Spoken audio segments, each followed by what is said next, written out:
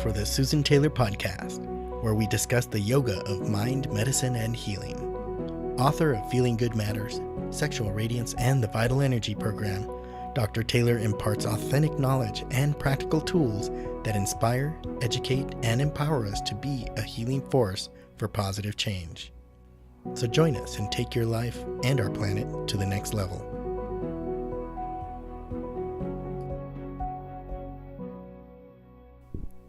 Hello and welcome to episode 46, The Diamond Mind, Collecting, Containing, and Circulating the Forces of the Mind. What seems to be missing in the health and wellness industry is training the mind. Every day we're bombarded with what to eat, how to exercise, and what supplements that will give us this lasting health and life and vitality.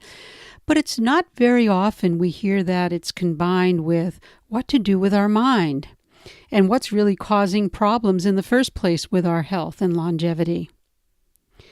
We can eat the best food, have the best personal trainer, and still be unhealthy. And the reason why is we have not trained our mind. Because our mind is not content, we have stress, and we have all other things that have been plaguing us for years and years and years. Does your mind need polishing? Well, in today's podcast, I'll talk about the essentials of maintaining a healthy mind, one that is calm and focused. And I'll discuss why we need to understand the forces of the energy field of the mind and what are those energetic forces, as well as what brings these forces back into balance. I have heard it said that our mind is like a diamond in the rough. We can see that the phrase is metaphorical, and it relates to the fact that naturally occurring diamonds are quite ordinary at first glance, like our mind, and that there's true beauty as jewels.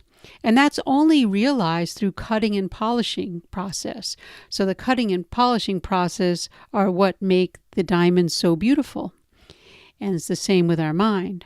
So when we look at what it takes to bring our mind to become our mind's our diamond, but to bringing to its shiny radiance, as with mining for diamonds, we know that it's time consuming and requires an investment of effort, as with diamonds. And did you know that mining diamonds actually incorporates a certain level of art and science combined? And that's like that with your mind. Our mind has hidden exceptional characteristics and or future potential, but in many cases it lacks the final touches that would make it truly perform as it has the capacity to do. Instead, more often than not, it's hijacked with its likes and dislikes, judgments of what's good and bad, and it's mostly consumed with self-centeredness, the my, me, mine, what's happening to me. The take-home message is that we need to train the mind and the energy field of the mind so we can move beyond the status quo and really thrive in our life. Let's take a look at our mind's energy. We have a life force. Let's call it our energy field, and it moves through our body, brain, and this energy field must be managed. In other words, it needs to be collected, contained, and circulated to maintain health and vitality.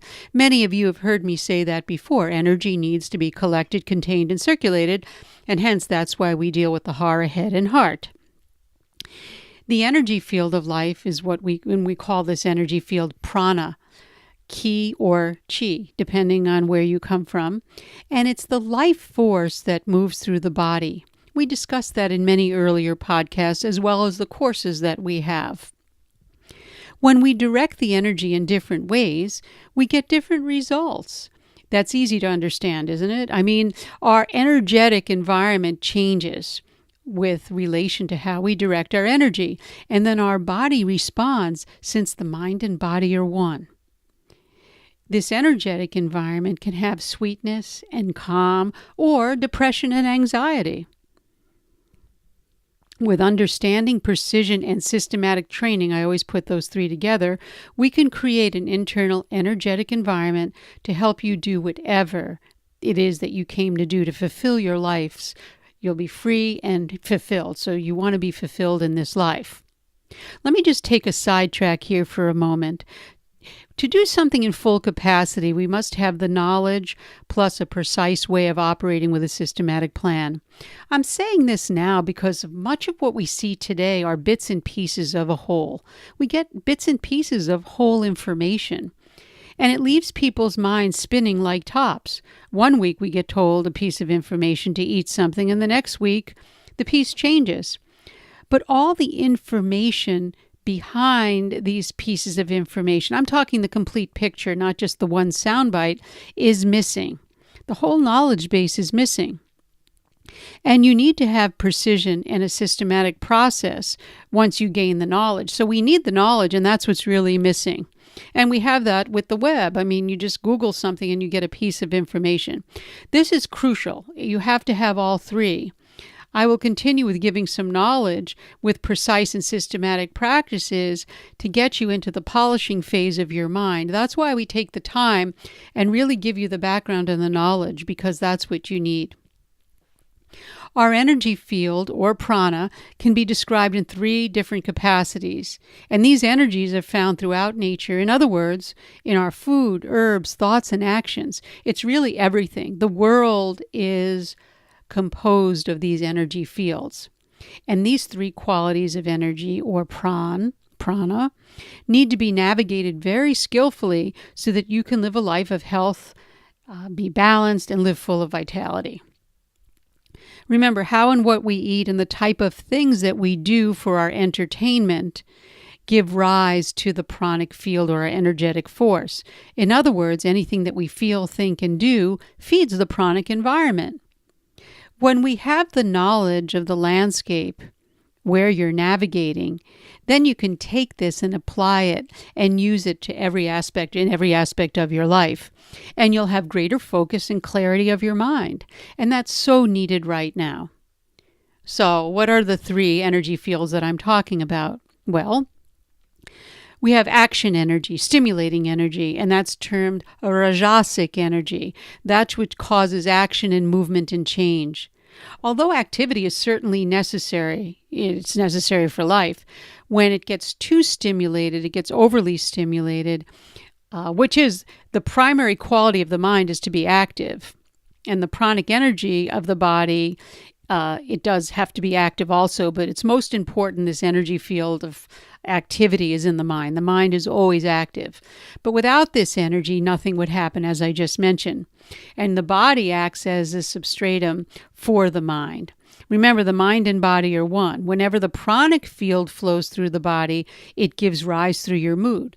So rajasic energy, if excessive or overly stimulated, creates too much activity for the mind, and the mind starts moving too fast, and it's difficult for you to get a state of neutrality. And that gives rise to our anxiety, bursts of anger and rage, irritability, irritation. So rajasic energy is our stimulating energy, which we need, but when it gets to be in excess, that's when it creates problems. And in most of the cases today, it's in excess, believe me. The polarity of Rajas, is inertia, or energy that's stable, or let's just say inert energy. Not in a negative way, but it's more substance. And that's called tamasic energy. It's tamas. And that sustains and helps with the activity, because the activity takes that and then turns it into something else, which I'll get to in a minute. Some say that tamasic energy is inertia and dullness, but it's really substance, and that's all. But when in excessive amounts, it will dull and create an inert mind, and you'll have no sense of what your purpose is in life and even how to get inspired to do anything. You become what we call inert. And many of us suffer from that too. We have all these ideas, but we can't get motivated to do it. So we become inert, and then we get sad and we get depressed. Rajasic and tamasic energy are what are termed, when they're not operating in balance in a disease state, we call them doshas. And they're the causing factors of the mind's disease states. These two can give rise to positive and negative situations. Let's look at that for a moment. Movement gives action. We already said that. We need action to live. It allows manifestation to happen. But in excess, we have psychic imbalances. Imbalances occur in the mind field of anxiety, and it could even get worse than that, where you can become psychotic, etc. Substance is very important for the mind and grounding, as I mentioned, and that helps forming matter. But when this substance energy, or tamasic energy, becomes excessive, I said, inertia, and that gives rise also to psych imbalances. That's where you get severe depression, or even depression in general.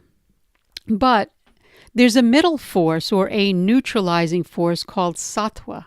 And this represents neutrality and clarity, or better said, the light of consciousness, its potential energy. So when rajasic energy, our stimulating action energy, operates, when we cultivate that, when we really enliven that, it takes the tamasic energy, and then we have sattvic energy. So we want to cultivate a sattvic prana, or a clear and neutralizing pranic life force. Not passive neutrality. I'm not talking about passiveness, where you're not excessively active or still, but with sattvic prana, you have a very beautiful and balanced energy field, so the mind becomes neutral, crystal clear.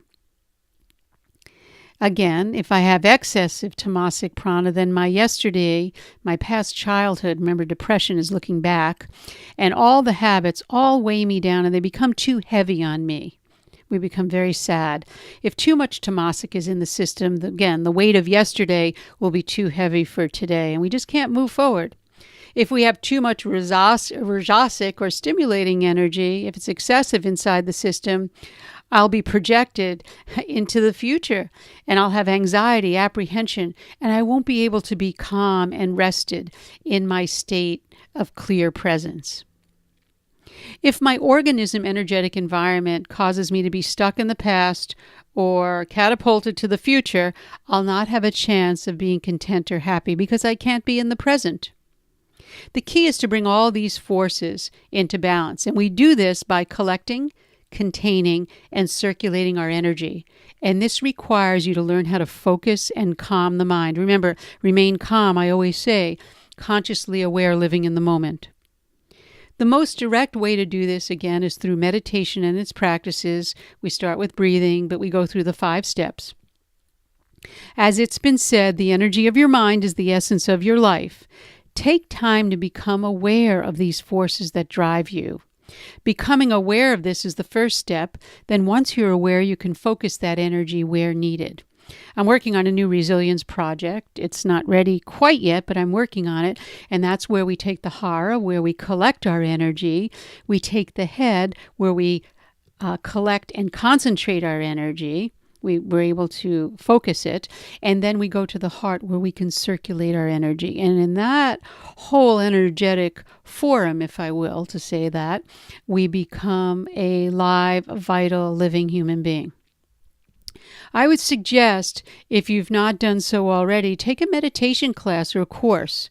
Choose it wisely, again, to make sure there's a knowledge base in the area of understanding the energy patterns of the mind.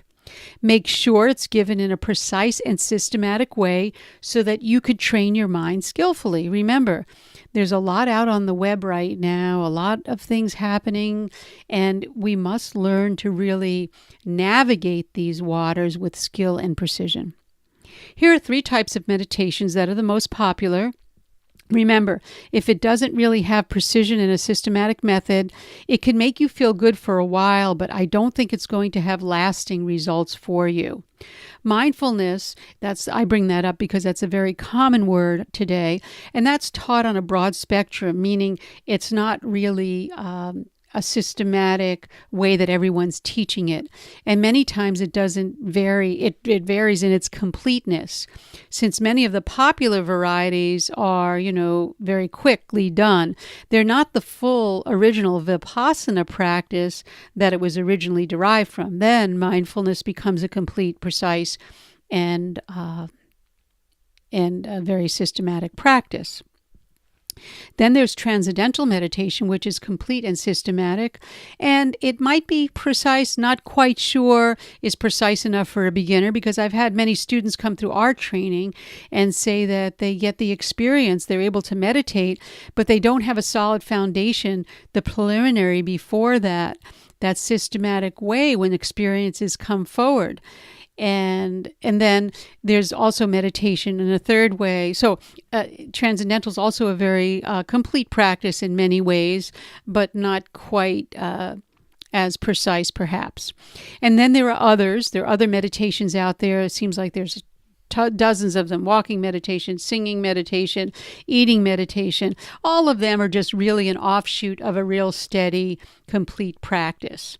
My favorite, as you know, is the focused awareness meditation, which I have the master class. And the reason why it combines a complete practice that I received. I didn't make it up from my masters in the training in the tradition, with precision, and it's a procedure with a systematic practice. But look, this might not be for everyone, since it does require more of a commitment and an effort.